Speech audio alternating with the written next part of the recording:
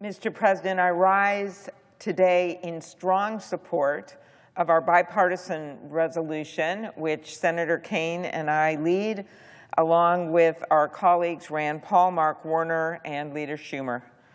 Our resolution terminates the President's so-called emergency declaration related to the Canadian border and restores stability and common sense to our trade with our close ally and neighbor to the north, Canada. The administration has used that declaration as a pretext to impose sweeping tariffs on a friend, on a neighbor, on an ally, which are taxes paid by American consumers and businesses on Canadian imports. Back in April, this same resolution passed the Senate with bipartisan support. Under the National Emergencies Act, Congress must review and, if necessary, vote again every 6 months. Because the administration has refused to lift this so-called emergency and instead doubled down by raising tariffs on Canada to 35% as of August 1st with a threat of more, we are back on the floor today, and we will be back on the floor until this passes. And just this past week, the President announced, as I noted, yet another 10% tariff hike on Canada, this time in retaliation for an Ontario ad. Ontario, one province. This would be as if the governor of Texas put out an ad or if the governor of California put out an ad. But President Trump used this as a pretext for another threat. And that ad accurately used President Ronald Reagan's 1987 remarks criticizing tariffs. So that is a good way to begin with President Reagan's remarks. He said in 1987, though there are economic and national security circumstances during which tariffs are necessary, that generally, and these are his words, high tariffs inevitably lead to retaliation by foreign countries and the triggering of fierce trade wars. Then the worst happens. Markets shrink and collapse, businesses and industries shut down, and millions of people lose their jobs. This new tariff hike isn't about security. It isn't even about our economy. It's just about the President's personal grievances, and Americans are the ones paying the price. Since these chaotic on-again, off-again tariffs began in March, cross-border travel and trade have both fallen precipitously. In Minnesota, as we say, we can see Canada from our porch. Our people go back and forth all the time, sometimes for jobs, sometimes to visit relatives and friends, and sometimes, of course, for vacations. We welcome Canadians all the time. I was, in fact, at the Minnesota Frost game in which they played the Charge, a Canadian team, a women's professional hockey team. It was a joyous event with our Canadian neighbors. You see, we know now the World Series, one of the most exciting World Series between the Toronto Blue Jays and the Los Angeles Dodgers. This isn't just some faraway place to us. These are our friends and neighbors. But yet, despite all of this incredible history of friendship and booming economic gains because of all the back and forth and travel, trips from Canada to the U.S. are down roughly 20% from last year. Towns in the U.S. are having to put up signs that said, "We love you, Canadians," because they feel so dissed by this administration. They're saying, what's happening? We were the first ones on the ground after 9/11 from another country.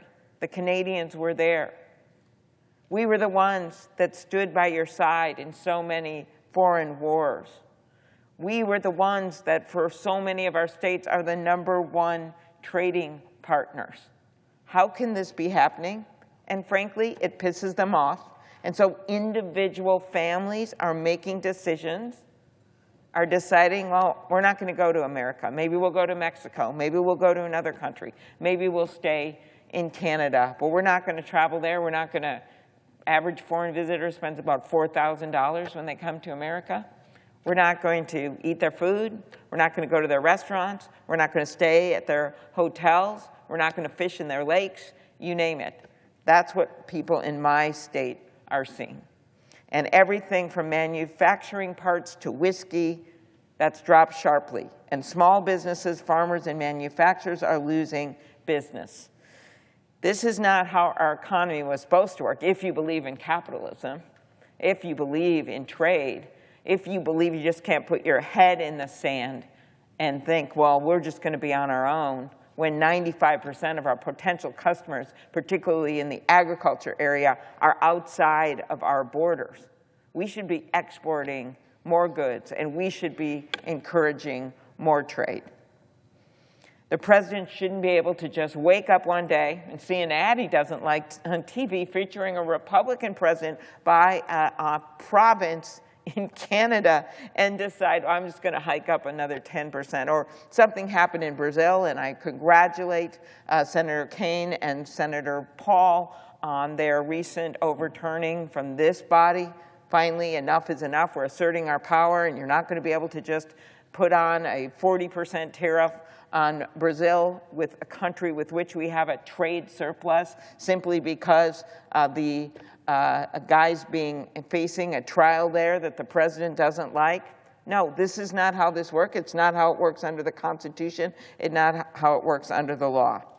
This resolution is about drawing a line in the sand and saying you cannot abuse your emergency powers to start an unjustified trade war. You cannot abuse your emergency powers to hurt one of the finest relationships in the world. And you cannot drive up prices, eliminate jobs, and put in place a national sales tax that experts now predict will altogether, the tariff tax, cost the average family nearly $2,000 per year. And they are seeing it every day in their grocery bills.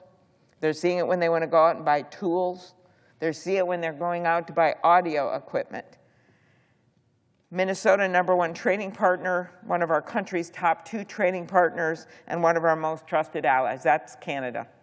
We export more goods to Canada than we do in Minnesota, to our 2nd, 3rd, and 4th largest markets combined. In 2024, Minnesota's goods trade with Canada, including ag products, machinery, and medical devices, amounted to roughly $22 billion. $22 billion. That's more than a quarter of all the goods that we export. Major hit for our state. I chair the Canadian-American Interparliamentarian Group. I frequently meet with our partners in Canada. A number of senators, including Senator Kaine and Senator Shaheen and Senator Welch and Senator Kevin Cramer of North Dakota, Republican, we went up there together to Ottawa a few months back, met with Prime Minister Carney, and as the Prime Minister said recently, the U.S.-Canada relationship has become mostly transactional. That's not the story of our friendship with Canada. Canada, as I mentioned, fought alongside us in 2 world wars. They are partners in NORAD and NATO. They helped us get our supply chain back in order after the pandemic, and yes, we helped them. Canada is setting historic new goals to contribute to our collective defense, planning to triple defense spending over the next decade. New equipment, new infrastructure, new technology to strengthen our NATO alliance, which means strengthening our own national security. But rather than supporting a thriving Canadian economy that would enable the government to fulfill those goals, are the tariffs that the president keeps slapping on this great ally will hinder our potential and Canada's.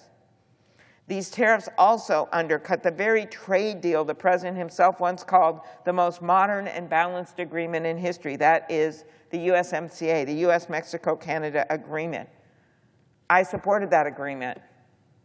I was one of the first Democrats, in fact, the first one, during that election when the 2020 election, that actually came out and said I supported that trade agreement on the debate stage because I felt it was so important. So why would the president take this jewel of a trade agreement that, albeit needs to be changed as we go forward and reviewed, which is mandatory this coming year for things like dairy and other things, that's been acknowledged. We'd like to see some changes to it. But why would he take this incredibly important agreement and just say it doesn't matter?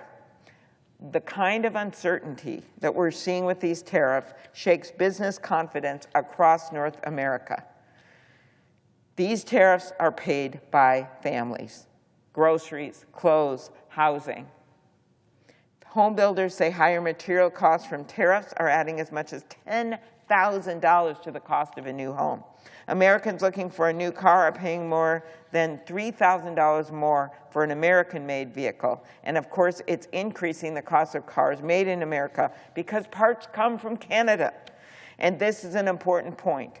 The tariffs are not just about raising the prices on the goods that we import. They're also driving up prices across the board on all types of goods and services. Electricity costs.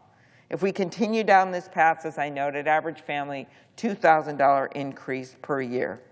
This might not mean a lot to some of the president's friends and family members, billionaires on his cabinet. They're not going to care about this $2,000 a year. That's true. They're not going to care. But people right now that are already faced with all these problems with health care, which is a fight that's raging right now about this budget, they can't handle it.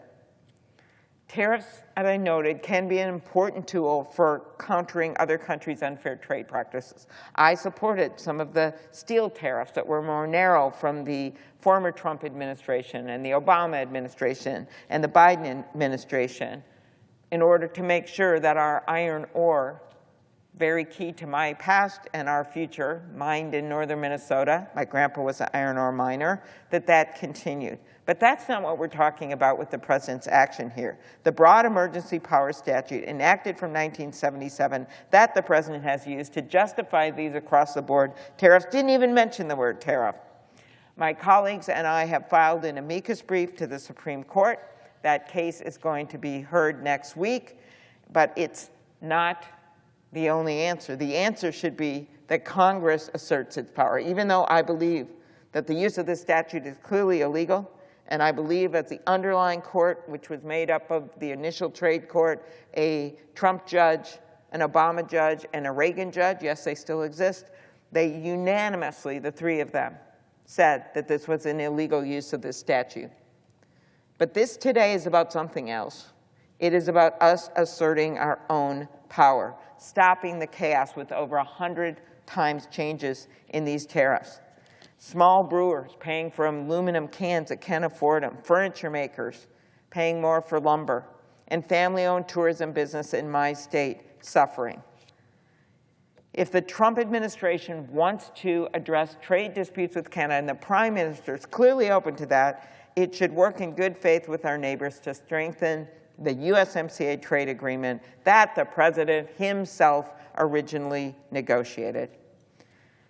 Our bipartisan group of co-sponsors understands this. This isn't about politics, it's about jobs, economic stability, and respect for the successful agreement that we committed to in the past. It's why this resolution has support from the United Steelworkers, the International Association of Machinists, North America's building trades unions, and the AFL-CIO.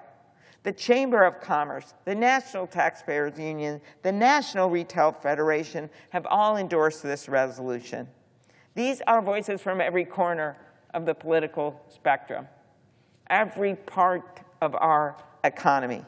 Maybe we should be listening to them and not being a rubber stamp, I say to my colleagues.